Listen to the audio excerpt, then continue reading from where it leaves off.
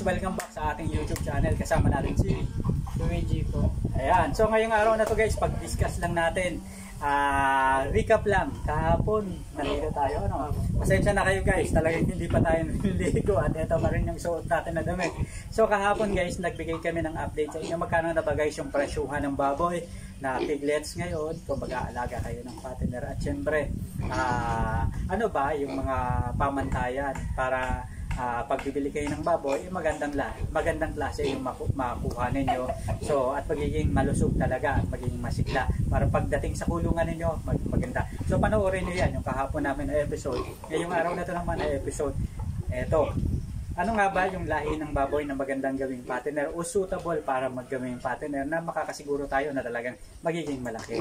At ano ba yung mga klase naman na kung ang baboy na pinaalagaan natin is gagawin natin inahin o dumalaga para maging palahiing baboy? Pero ngayon guys, since nandito tayo sa baboyang walang amoy, ang ipag-discuss natin ngayon, Louie, ay yung baboy na gagawing fattener o pampatabaing baboy. So eto guys, kasama pa rin natin si Luigi. So tara guys, pag-usapan na natin yan at itutok na natin dun sa mga bagong piglets. Ano? Magkano nga yung bili ng baboy kapon? 3K po ang isa. 3K hanggang 3K. Ano? Ayan, so umabot ng 19K guys. Ayan, para sa 6 na baboy, 6 na piraso. So tara, tutukan na natin yung mga alagang baboy.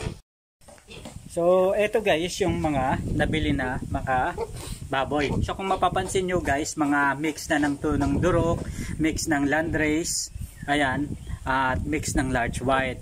So may sinasabi sila guys na ang mga karamihan sa mga baboy ng mga backyard hog racer ay chop suey. So eto guys, good for fattener na talaga etong ginawa dito dahil pinagsama-sama na to guys na lahi ng iba't ibang mga baboy. Ibig sabihin pang patabaing baboy talaga to. Nakita nyo to guys, etong baboy na to ay isang klase ng baboy na pinagsamang pitrin, ayan, pinagsamang durok at pinagsamang landrace. Ayan. So kung mapapansin nyo guys, may batik-batik na itim at ito naman yung brown na kulay at ito rin yung may mistiso, tisoy na tisoy, ano. So ito guys, yung mga baboy na to ay magkakapatid. So ito ay isang halimbawa ng napakagandang gawing patabaing baboy.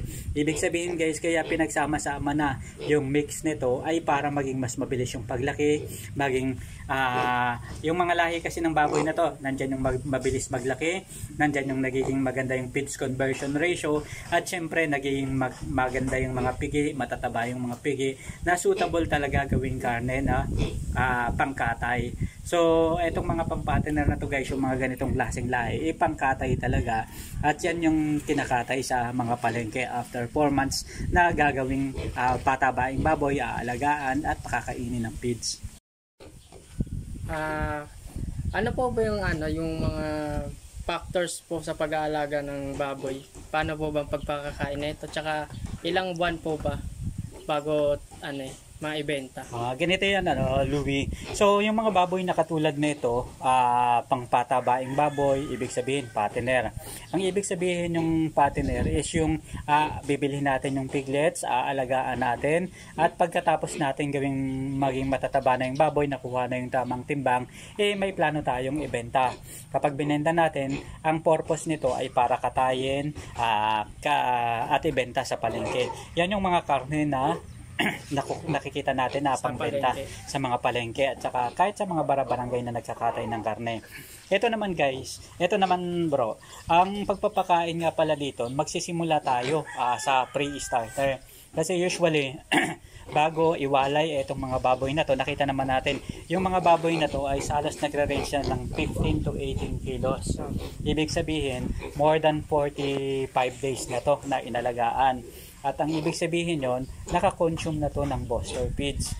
Kaya nasa pre-starter stage na sila. Dito sa pre-starter stage, ilaylo-laylo lang din muna yung pakain. Pero etong mga baboy na to, medyo malalaki na, malalakas na bumaboy na itong mga to. So okay na yung pre-starter feeds na gamitin dito. Dapat guys, sumusunod tayo sa pamantayan. Halimbawa, kung ano yung feeds na ginagamit natin. Halimbawa na lang, Bimig, Uno, Pigrola. meron silang mga guide kung ilan ba dapat yung ipakain dito sa baboy. Merong mga feeds company na sasabihin 0.25 kilograms o 1/4 kilograms yung ipapakain o makukonsume ng baboy sa loob ng isang araw. So, kung ilang beses kayong nagpapakain guys, halimbawa 3 beses kayong nagpapakain, so hatiin nyo yun sa 3 beses. Kung 2 beses naman kayong nagpapakain, dapat po pala hindi siya masobran sa pagkain.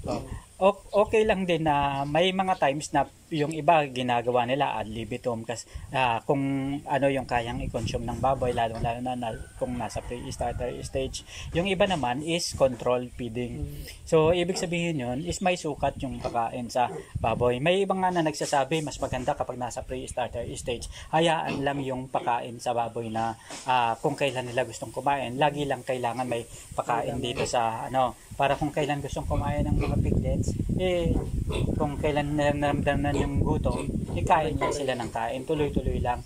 Kasi dito sa pre-starter stage, una nag-a-adjust pa sila, pero dito rin medyo maganda yung paglobo ng baboy kapag maganda yung feeds na pinapakain natin.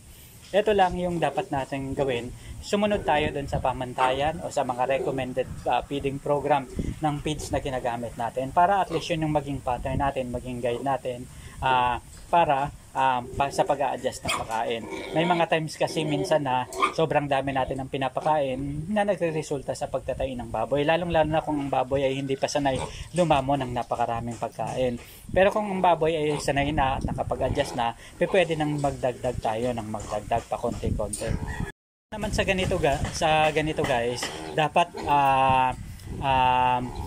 mayroon din tayong vitamins na binibigay sa ating mga alagang baboy. Pwede tayo guys gumamit ng Bitmin Pro. Ang Bitmin Pro kasi mayroong growth enhancer, mayroong pampalakas, pampasigla, at merong pampaganang kumain. Meron din itong anti-stress na maaaring makatulong sa baboy para iwas stress dulot ng pagwawalay, dulot ng pabago-bagong panahon, at syempre yung pampagana sa pagkain. So Bitmin Pro, maiwasan din yung mga sakit. Maiwasan yung mga sakit. Yun kasi kompleto na. Kumbaga meron din itong pampagana sa pagkain, pampalakas, pampasigla. Kumbaga nandun na sama-sama na lahat yung kailangan ng one for all, at saka napakamura. So magandang gamitin yung Bitmin Pro. Ang isa pa guys is kung nagtatay yung baboy, so may iwasan yung pagtatay ng baboy sa ganon. Siyempre tayo naman namumuhunan sa baboy, hindi biro yung puhunan na nilalaan natin sa mga baboy na katulad nitong partner. May mga pagkakataon na talagang malaki na ang puhunan sa baboy ngayon. Hindi katulad dati na pag magbababoyan ka, okay lang, simple lang, di ba? Pero ngayon talagang kailangan mong paglaanan ng budget dahil sa isang baboy, maaari kang gumastos ng 7,000 to 9,000 sa pakain pa lang sa loob ng 4 months na pag-aalaga. Kaya nga eto guys, aabangan natin kung magkano ba yung magagastos dito. I-discuss namin sa inyo ni Luigi araw-araw kung ano yung update, kung ilan na yung ipapakain dito, at ano na ba yung nagastos. At kung ano ba yung mga bakuna, mga vitamins na pwedeng ibigay dito. So sa mga susunod na araw guys, abangan ninyo yung mga feeding program guide na ibibigay namin sa inyo. Ganon din guys yung mga vitamins, vaccine, pampurga, at kung ano-ano pa na pwede nating ibigay sa ating mga alagang baboy para maging mas maganda, mas mabilis ang kanilang paglaki, at syempre lalo tikit maging safe at ligtas ang pag-aalaga natin sa kanila. Para sa bandang huli, alam na natin, kikita tayo. Yun lang naman kasi ang importante sa sa paghahayupan, 'di ba? So, yung alam natin, nakikita tayo sa bandang huli. Dito pa rin guys sa Baboyang Walang Amoy, kasama pa rin natin si Luigi. Yan ang katropa natin dito sa pag-aalaga ng baboy. So ngayon guys, 6 na baboy sa loob ng 4 na buwan. Abangan niyo po araw-araw ang aming update. Sana samahan nyo kami mga katropa, kikita o tablado lang o ano ba ang mangyayari dito guys. Talagang napaka-exciting para sa atin. Ngayong nagbabalik na naman ang season ng pagbababoyan. Eto, abangan nyo po kami araw-araw.